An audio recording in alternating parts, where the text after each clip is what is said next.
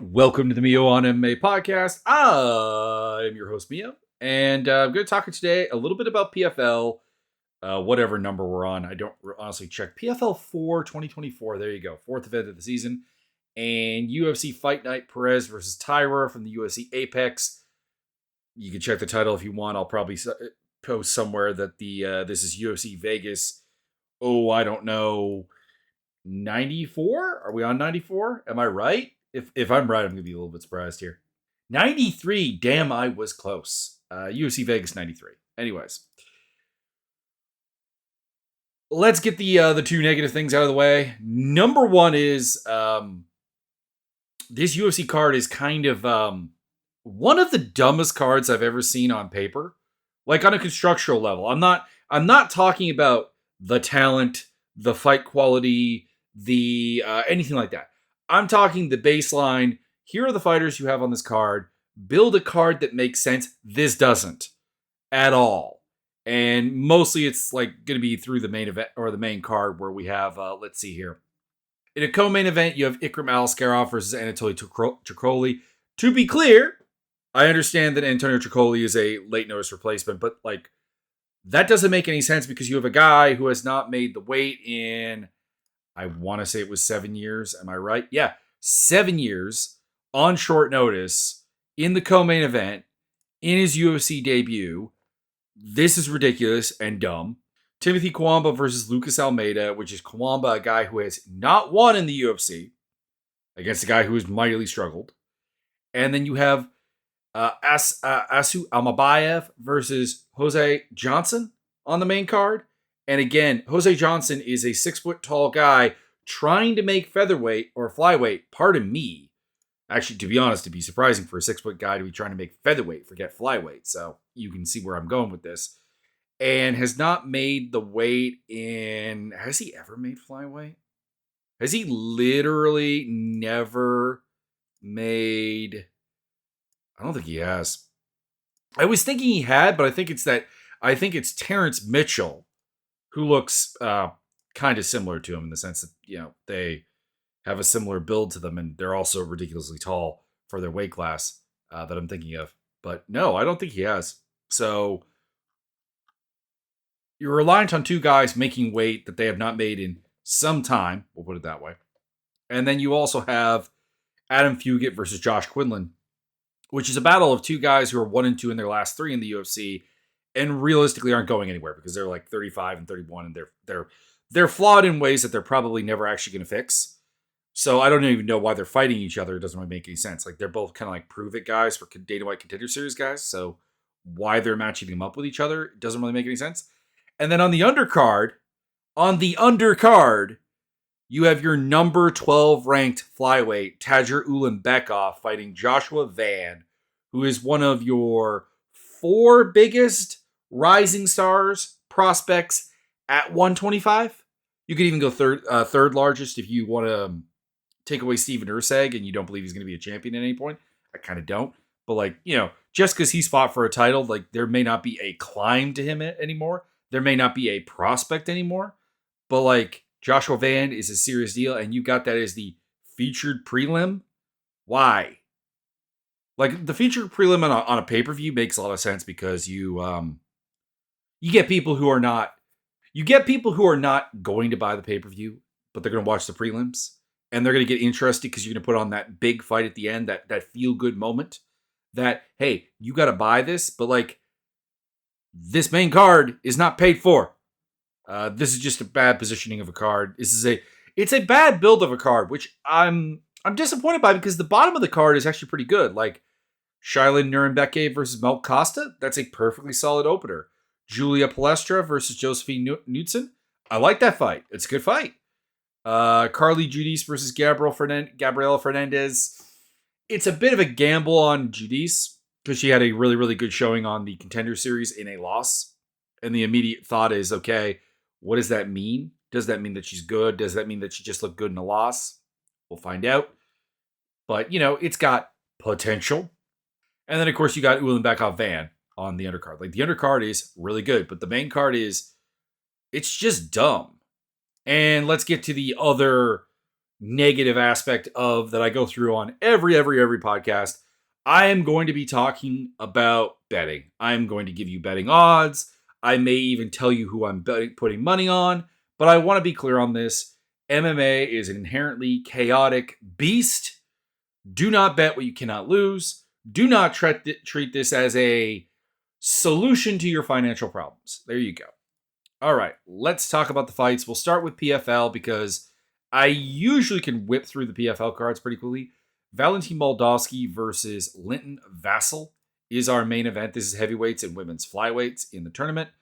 Moldavsky has been beaten by Linton Vassell before.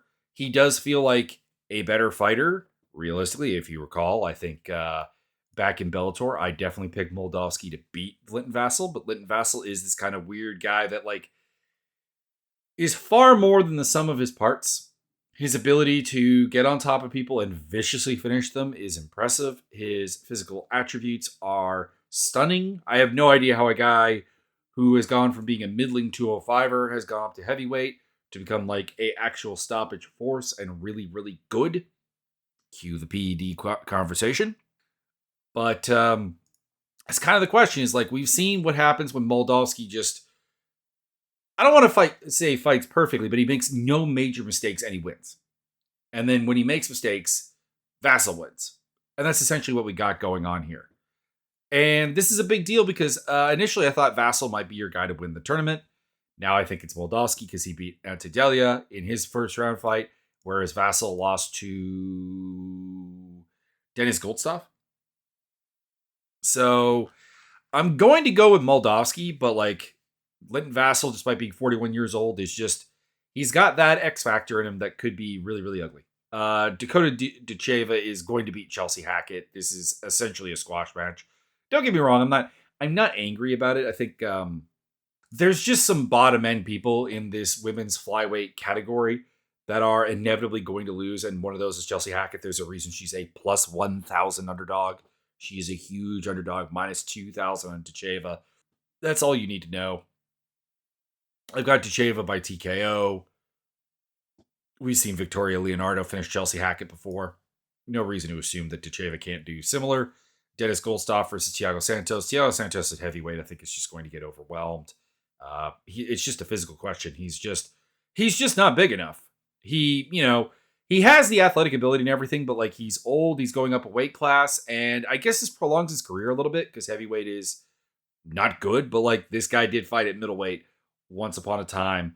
Goldstoff to win. Probably. Do I think Goldstoff finishes him? I guess that's the question. Goldstoff, of course, is another guy who could win this tournament. I guess he is he's very finish heavy with his ground and pound and also on the feet. And even submissions are quite possible. So I'll go with him by TKO, but I don't know. I could see Santos making it to the final bell. Liz Carmouche versus Kana Watanabe. I'm not picking anyone in this tournament to beat Liz Carmouche. And if someone is going to, it's going to be Dakota Ducheva probably. So I'm picking her over Kana Watanabe, who is just a little bit too much of a one-dimensional takedown artist and grappler and top control person, and isn't really the person to compete at every level with Carmouche, and is somebody who has not done especially well against other powerhouses, if I'm recalling correctly, because she did lose to Alemele McFarland, and of course she did lose in 35 seconds to Liz Carmouche, but I don't think that that's necessarily predictive. That was a fight in 2021. I would hope that Watanabe has a little bit more than that, but Watanabe has never beaten a serious decently physical grappler. Her biggest wins are Shanna Young, who is not physical and not really a grappler. Denise Kielholtz, who is certainly physical, but is a striker almost entirely. And then you get into Alejandra Lara and Ilara Joan, and those are not really physically imposing grapplers either. So there you go. Taila Santos versus Jenna Bishop, another women's flyweight fight. I'm going to go with Santos, but I am a little bit worried that she did lose to Erin Blanchfield in a fight where she could stop takedowns. But I just think that Jenna Bishop has no striking game really at all. She has to grapple, and she has to grapple in the clinch. And Bishop is, or not Bishop, pardon me. Santos is a really good clinch fighter, and I'm going to take Silas Santos by decision. But we'll see. Jenna Bishop has actually not lost yet, even though I do think that her game is very one-dimensional. But like again, her best wins are Alina Kaladu and Alara Joan and Chelsea Hackett. It's not great. Dion Barboza, I guess, is a decent win, but she's also a lot smaller. And then like Luana Santos, who can only really do what she does and does it worse. So there you go. Oleg Popov and Davian Franklin. Davian Franklin missed weight, so I'm picking Popov. I'm never going to trust somebody is in shape if they're missing weight at heavyweight. So there it is. And like, I don't even recall Franklin being that big. Like he's 6'3". Like, he's a big dude. He's legitimate sized heavyweight and whatever. But like, he's also a guy who weighs in generally like with room to spare. Like his highest weigh-in is 264.8 pounds. And he's weighed in like even in the 250s. So the fact that he's missing weight is it's concerning. We'll just put it that way. Marcelo Golm versus Taira Fortune. I'm not a big believer in Marcelo Golm. I still am a big believer in Tyrell Fortune, even though his run has not been amazing. Losing to Tim Johnson, losing to Linton Vassell, and just in general not having any big wins. Like his biggest wins are Matt Mitrione and Jack May and Said Sawa, who are all in their own way very flat fighters. But like he is a stud athlete and wrestler. Golm is not somebody who tends to like completely avoid the wrestling game at all. He just kind of he kind of tends to out wrestle people himself and does his best work from top. So I'm going to go with Fortune. Ilara Joan, who I've talked about a bunch because she's been on a bunch of people's records. Shanna Young. I don't know. I've never had a good feeling about Shanna Young, but she has achieved more than Ilara Joan, who's on a 3-fight losing skid to Brune Allen, Jenna Bishop, and Tyler Santos. So I'll go with Shanna Young on a positive vibes level to win a decision, but I don't know. That could go either way. Danilo Marquez versus Tim Johnson, going with Tim Johnson. I have no idea what Danilo Marquez is doing at heavyweight, honestly. Like, don't get me wrong, dude is huge. He's like 6'6". But like, the thing that worked for him, he was kind of just like a size bully at 205. I'm kind of wondering, how is his heavyweight run gone here since being dismissed from the UFC? 3 wins and 1 loss. Yorga De Castro, Russ Heighton, and Satoshi Ishii lost to Marcelo Nunes. It's not great names. Yeah, I'm going to go with Tim Johnson. I don't think I'm picking Marquez to beat anyone in this heavyweight field. He's just not very good. And when robbed of his main weapon, which is just like raw physicality, I don't think it really works out well for him. Lisa Maldine versus Julian Velasquez. I'm picking Velasquez to beat basically everyone in the tournament. And I'm picking Maldine to lose to everyone in the tournament. She is here to lose. I don't really know what to say. I mean, she did beat Helen Peralta, who I do have some respect for, but like, she's not good. Like when you get out wrestled and out grappled by Sam Hughes at LFA 81, and that was like even a worse version of Sam Hughes than what we have now, who is a strawweight, not a particularly big one.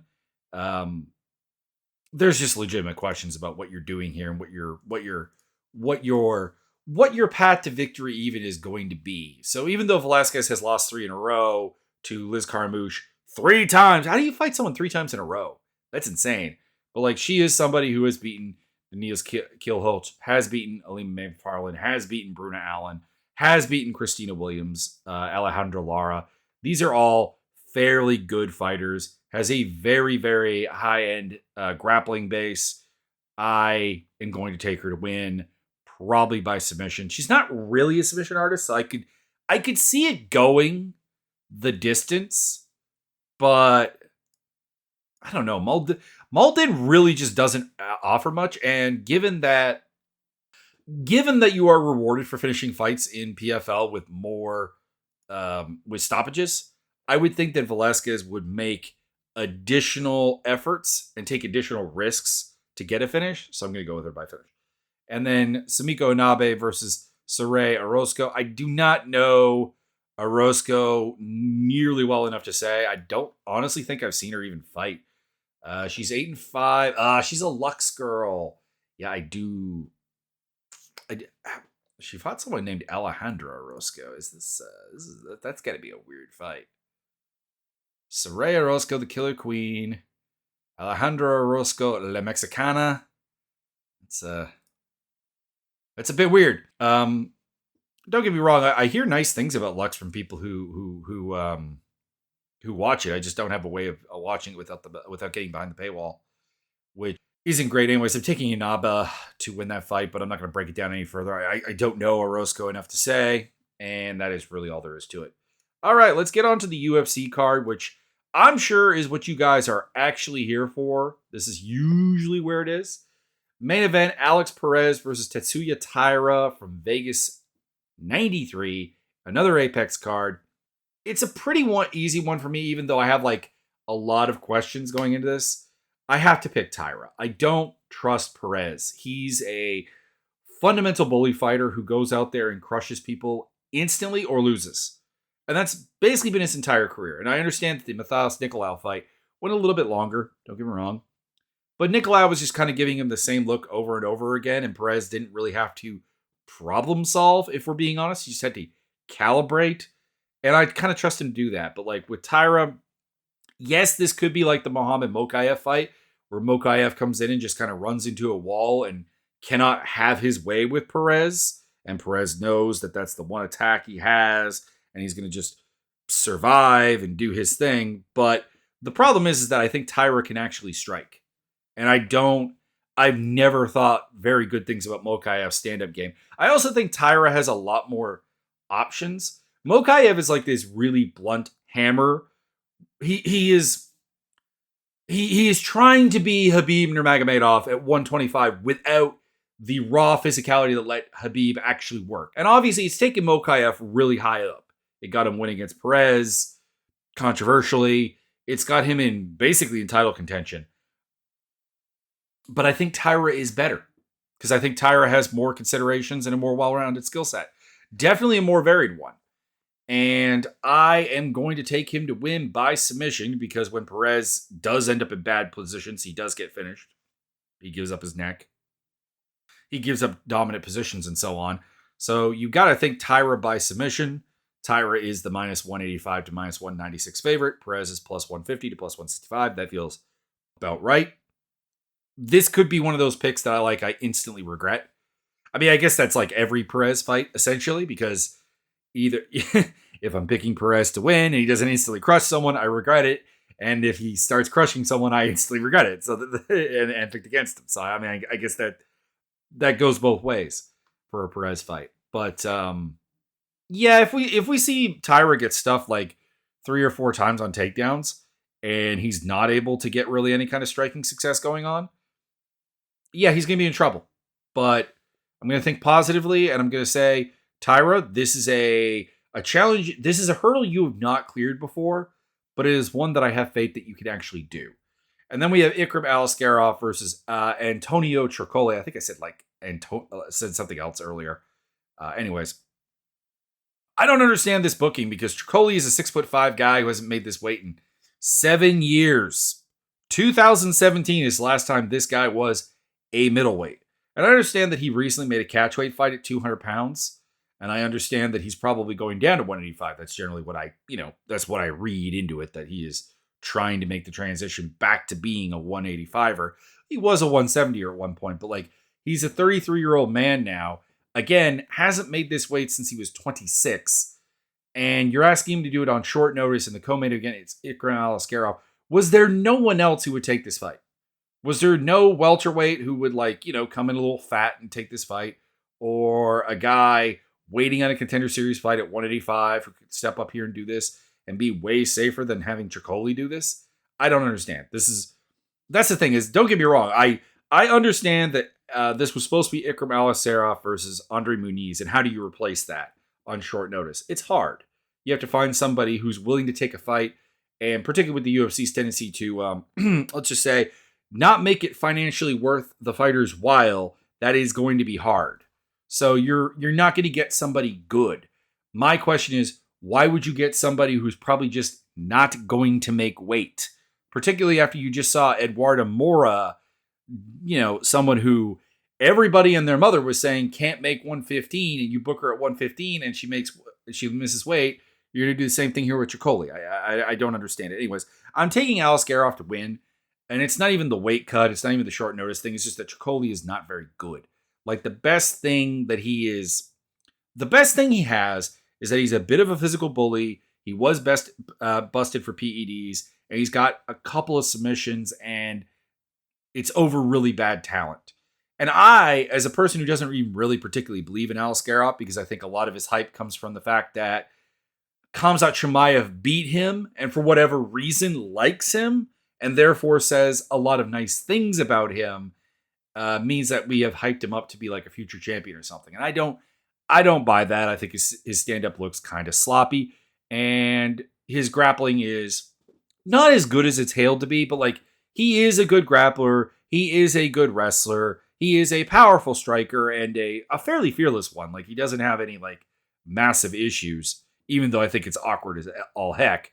But he's going to go out there and he's probably going to TKO Tricoli, either on the ground or on the feet, and there's not really much of a doubt on that. Alice Garoff is the minus 1,200 to minus 1,600 favorite. Tricoli is plus 600 to plus 800. If you're betting on Alice Garoff at that weight, at those odds, I don't know what to tell you. Timothy Kawamba versus Lucas Almeida. I don't understand why this fight's on the main card. Kawamba is like a little bit of a hot prospect, but like he's not even that hot of a prospect. Like he won on Dana White Contender Series and then didn't get the contract and then came back on short notice. So it's weird. He's pretty well rounded. He can do a little bit of striking, particularly boxing. He can do some grappling. He can do some wrestling. He's a pretty good scrambler, actually.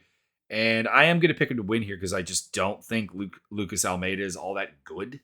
Like, he's a decent action fighter. He'll fight at a reasonably high pace. He landed something like 90-plus strikes against Daniel Zellhuber on an amazing Dana White Contender Series fight and everything. But, like, after winning his debut against Mike Trezano, he ended up losing to Pat Sabatini in the most Pat Sabatini fashion possible and touchy-feely. Touchy-feely and Pat Sabatini are probably better fighters than Timothy Kawamba, but Kawamba also kind of doesn't fit all that far away from Daniel Zellhuber, except for not having the super large frame of Zellhuber. So I am going to go with Kawamba by decision. He's not married to kickboxing. Almeida, pardon me. There's a Lucas Almeida and a Lucas Alexander. I keep mixing up the two.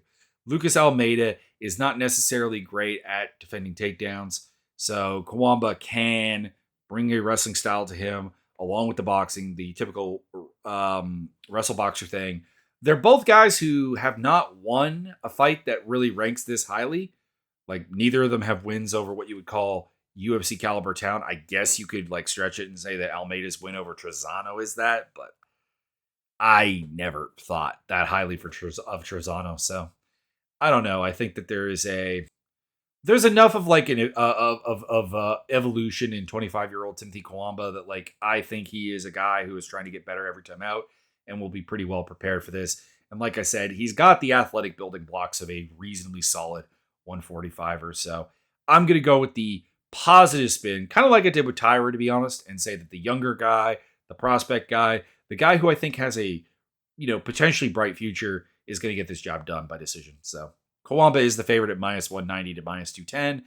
Almeida plus 155 to plus 165. Miles Johns versus Douglas Silva de Andrade. This is a dope fight. You'll notice this is like one of the few main card fights I didn't complain about. These are guys who have shown well against high-level competition, but have never really beaten anyone particularly good.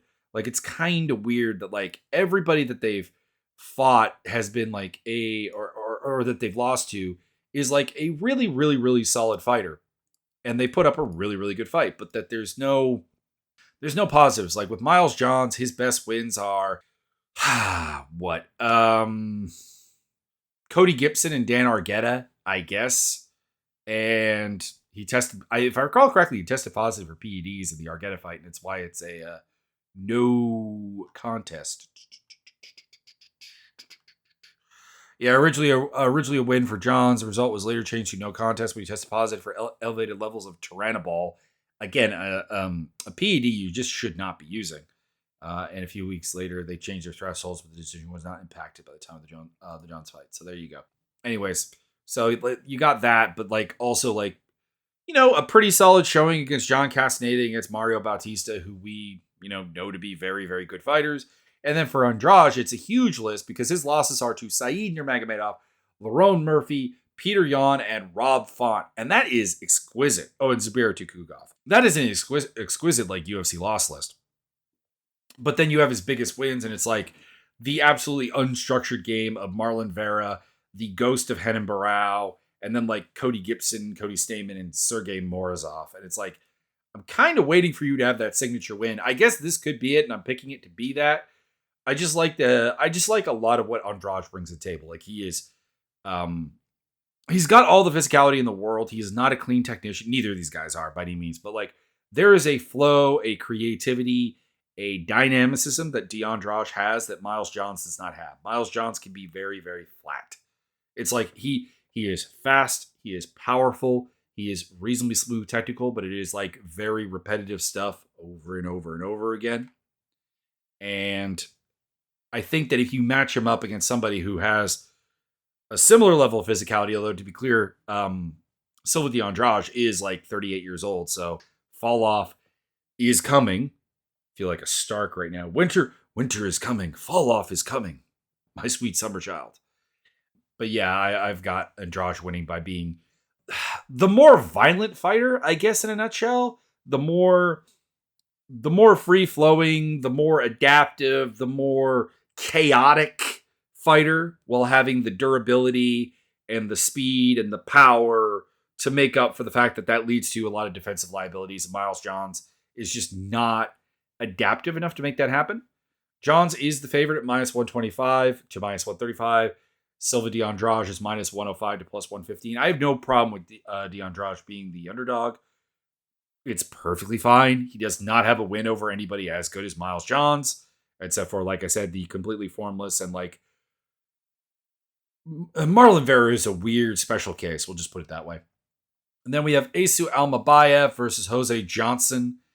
The only concern here really is that Johnson is huge. Like he is 6 inches taller and has, 8 inches taller. 8 inches taller. And has 6.5 inches of reach. That is insane. But like I don't know how this guy's going to make flyweight. But hey, we got Nate Maness that we're going to talk about later, and he made flyweight, and he's not much shorter. So there you go. I don't understand why you would bother with this. Like you're 6 feet tall. You're going to be tall at bantamweight.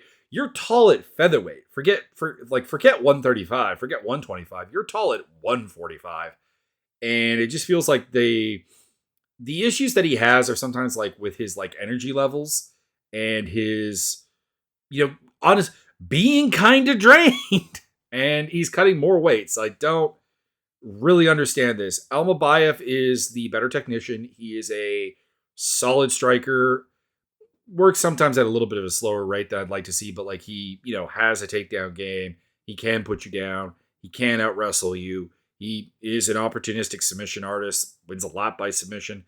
I'm going to assume he's going to lean on the wrestling.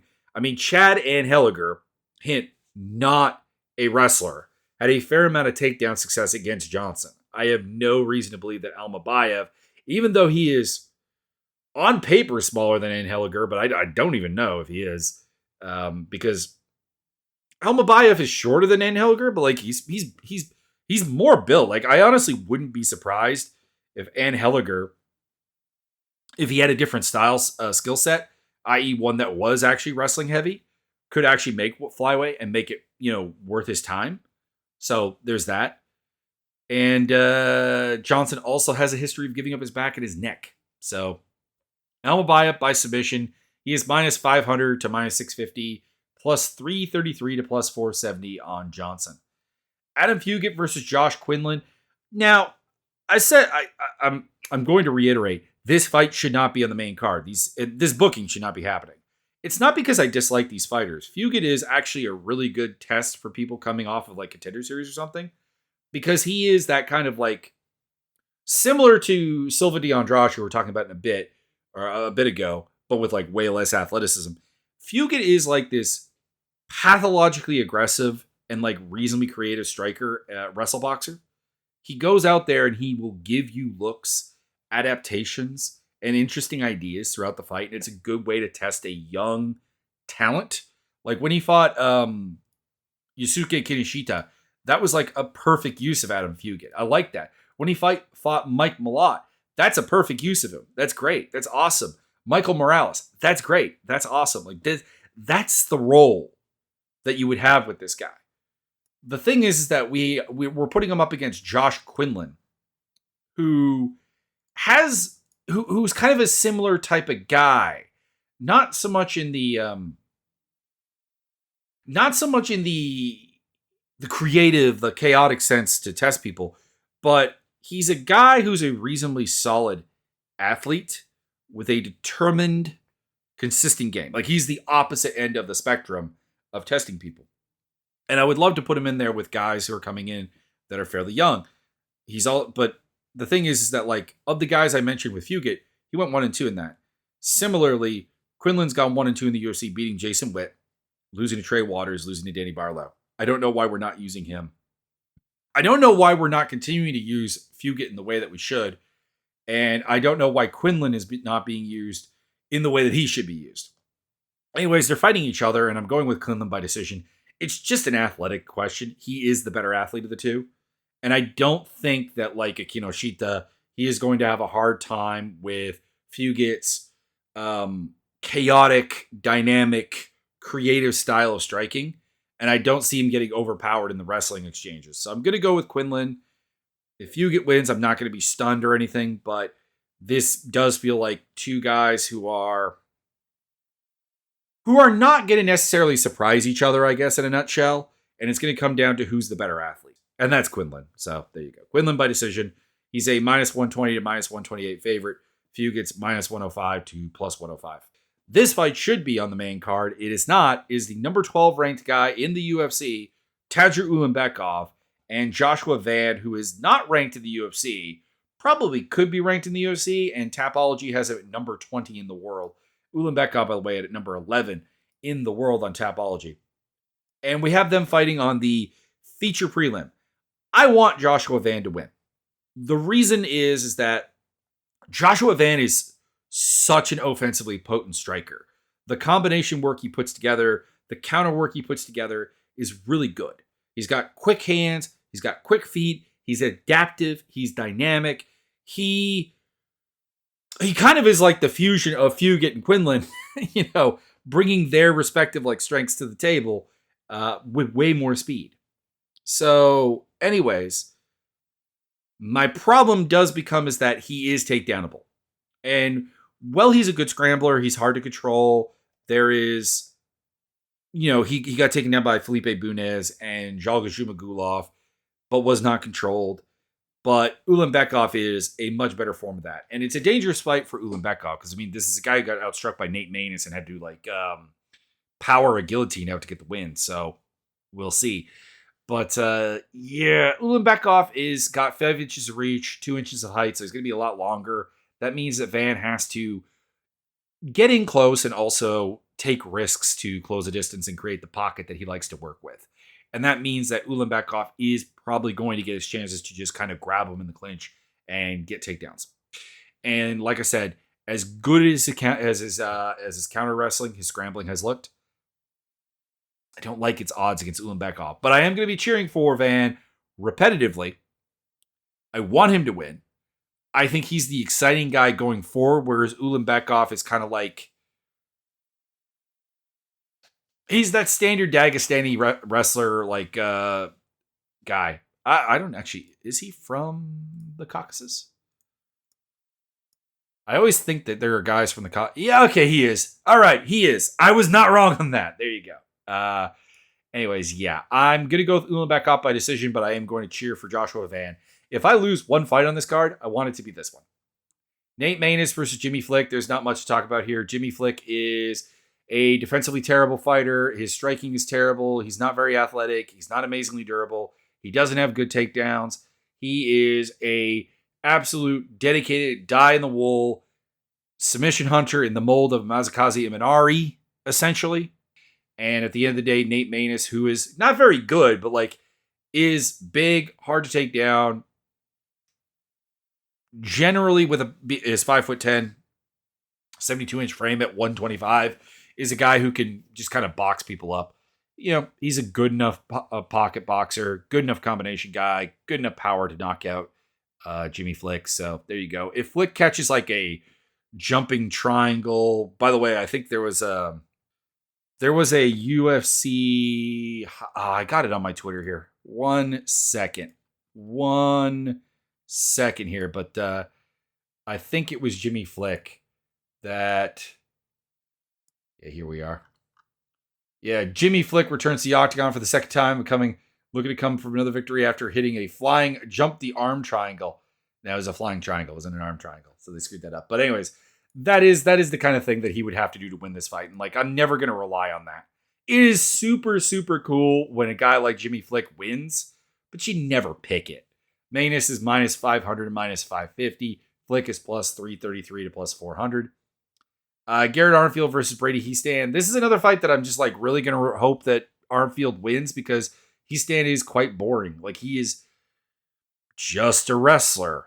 Also, it's kind of interesting. Heastan has to have like one of the most unimpressive records to get on the UFC radar because when he came on to the Ultimate Fighter, which he made the finals of, he had fought no one with a win.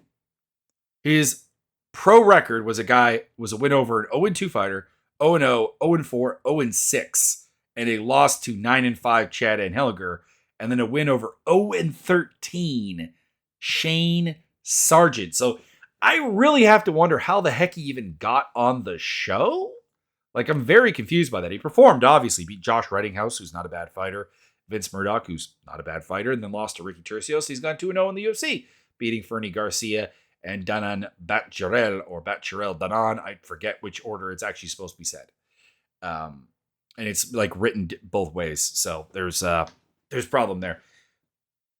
But I am going to pick Armfield. Armfield is a reasonably good athlete. He's a guy who I don't think is just going to give up takedowns constantly. Like he can be taken down. Brad Katona did that in his last fight, I think 4 times. And he'll scramble his way out of it. And he's a much better striker than Heastan is. Heastan's tough. It sounds like I'm completely dismissing Heastan here. I'm not. This dude is tough. He has all the mental fortitude to be a UFC caliber fighter, and he is athletic enough. It's just I don't really trust the whole sick jitsu philosophy to actually produce consistent fighters, and that's where he's training out of. Last I knew, and his stand up doesn't seem to be getting any better. It's just he doesn't have the flinches, the panic, the problems that a lot of wrestlers tend to have when they come into MMA. So like he is comfortable striking, but he is terrible at it. And I think at bantamweight you have to be able to strike. Anyways, yeah, I got Armfield by decision. He's minus 180 to minus 195. Heastan plus 140 to plus 155. Carly Judice versus Gabriela Fernandez. This could be a little bit disappointing. This could also be really good. I'm not sure. Like, the issue with Carly Judice is that her fights before the Contender Series are worthless in nature. She was 3-0. She had no combat sports background. She's a softball player who took up MMA as a hobby and is now trying to make a career out of it, which I respect, but it's like 3 fights in.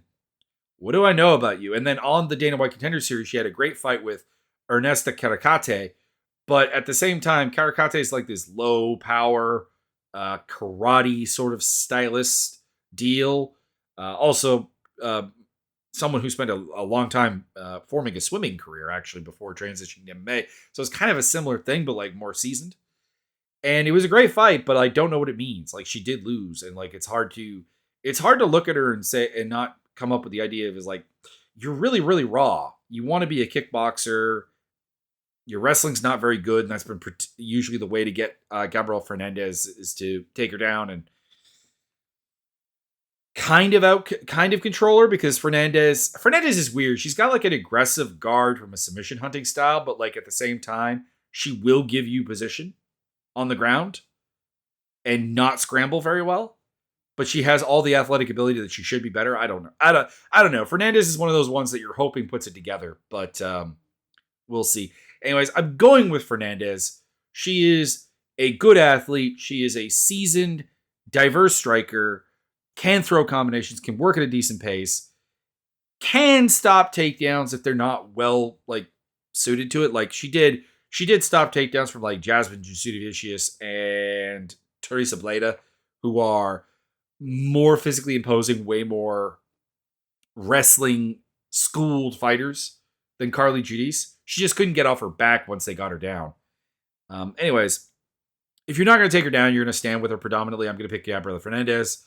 There you go. Fernandez by decision. Judice has never been finished. Again, very little to pick from, but it's not like Fernandez is a super dynamic finisher. She's only finished people who can't match her physically really in any way. And Judice does seem like a pretty good athlete with reasonably good instincts. Kind of a Brady Heastan type situation. Fernandez is the minus 150 to minus 162 favorite. Judice is plus 115 to plus 136. Jekka Saragi versus Weston Wilson. Going with Jekka Saragi to knock out Weston Wilson. Weston Wilson is trying to be Wonderboy Thompson without the physicality that can actually make it work. It ends up making him into this like grinding clinch wrestler and guy who has okay back takes, I will say that, and is opportunistic with a rear naked choke. But like Saragi is a bad grappler and everything. I could totally see him getting tapped out, but he's also got the power to just kind of nuke him. And yeah, there you go. Saragi to win. If Wilson wins, it's just I don't know. Neither of these guys should be here. Julia Palestri versus Josephine Knudsen. I'm not sure why this isn't above the Judice versus Fernandez fight. It feels like way more relevant. I'm looking forward to this fight. I mean, in Palestri's case, you have this like pretty athletic, pretty opportunistic, dynamic fight finisher who's a bit of a mess on defense and can be countered pretty easily and like will give up takedown opportunities and so on. Knudsen is a pretty decorated striker, I do believe. This is one of those things like you see people on Contender Series and so on, but you don't necessarily have any like other sources on it. But they say she's a dedicated striker. All I've got is like a Tapology kickboxing record of like 4-2. Hang on. Let's give it one last search here on the old Google and see if anything comes up. Josephine Lindgren Knudsen. Says she has faced champions and lost. Won a bronze medal at the Youth 2017 IFMA World Championship. Following year, she took part in the Muay Thai World Championship again with the IFMA, capturing the gold medal. Okay. She's got something here. She beat Janet Todd. That's worth something. Okay. I'm willing to say that this is actually someone who is reasonably skilled at striking. Okay. Anyways, I'm trusting Knudsen to just take advantage of Palestri's tendency to be over aggressive and very, very open to counter strikes and also to just being a little bit too chaotic for her own good and possibly even giving up takedowns because Knudsen, she will take a takedown if it's presented to her and make use of it for some control time and so on. But I'm looking forward to this fight, and if Palestri wins, it's cool as well. I think both of these girls have a pretty bright future in the strawweight division, and I'm looking forward to it. Knudsen by decision. She is the minus 185 to minus 225 favorite. Palestri plus 154 to plus 170. And then we have Shailin Nurembeke versus Melkazil Costa in the men's featherweight division. This is the battle of the I got my skull caved in by Steve Garcia and only got this hat cup. I'm not sure where to go with this one. So it's essentially boils down to this. I've always thought that Nurembeke has way more potential than a lot of the people he's fighting, and that would include Mel Costa.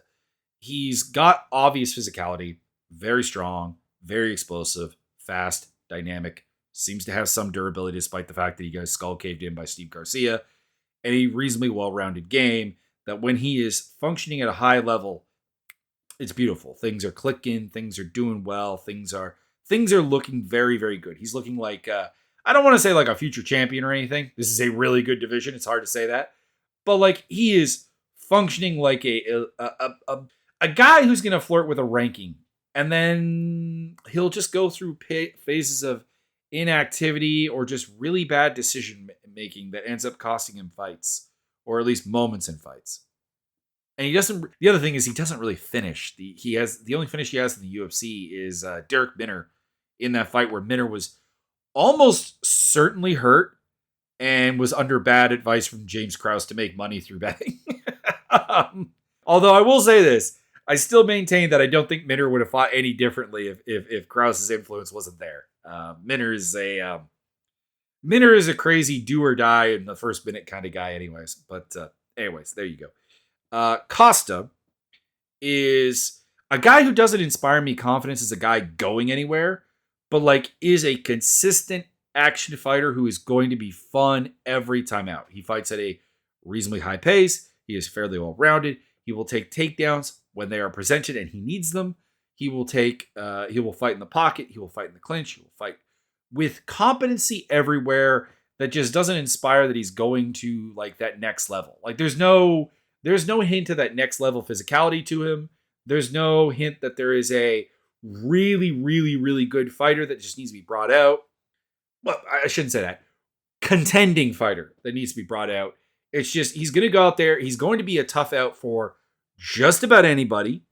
And he's going to be pretty exciting against just about anybody. So I am going to go with Melk Costa, but I will say that the good version of Nurembeke, where things are coming together and he is performing to the best of his abilities and making decent decisions as far as defense is concerned and keeping the pace up, will probably win the fight. It's just I don't trust that guy to show up, and I certainly don't trust him to fight an entire fight. So I will go with the guy who is just more consistent, and I know what I'm getting, and it's Melchizedek Costa. I'm picking him by decision. He is the favorite at minus 188 to minus 200. Nurembeke plus 140 to plus 165. That is the fight. I'll be back with my thoughts on the UFC card. I may not see the PFL one because I'm streaming tonight. And PFL is apparently on tonight instead of Friday. What are you doing? But anyways, I will probably have some thoughts to mix in with those as well. So I will see you guys after the fights.